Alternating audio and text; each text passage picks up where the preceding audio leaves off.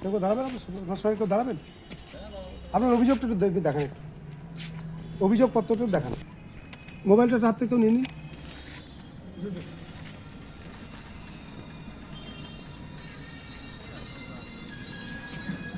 তোলা দিতে অস্বীকার, প্রধানকে মারধরের অভিযোগ তৃণমূল কর্মীদের বিরুদ্ধে। দলের কর্মীদের হাতে নিগৃহীত হলেন অশোকগ্রাম পঞ্চায়েতের প্রধান বুলি মুর্মু।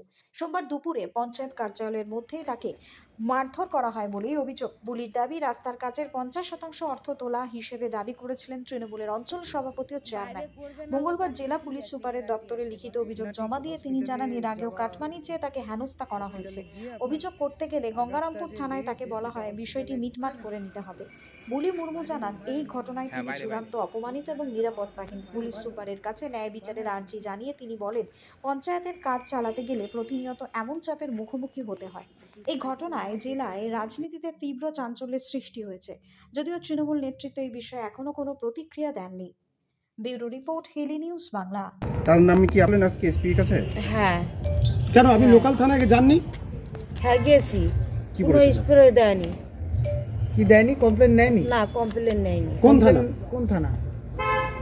গঙ্গারামপুর থানা। কি বলেছে? হচ্ছে দেখিচ্ছি, আপনি ম্যাডাম শুনেন, আজকের দিনটা দেখেন, তারপরে কালকে আপনার বসা হবে।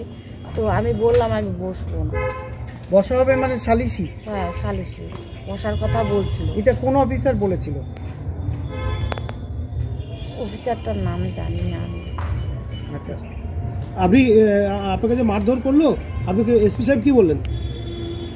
মারধর করছে।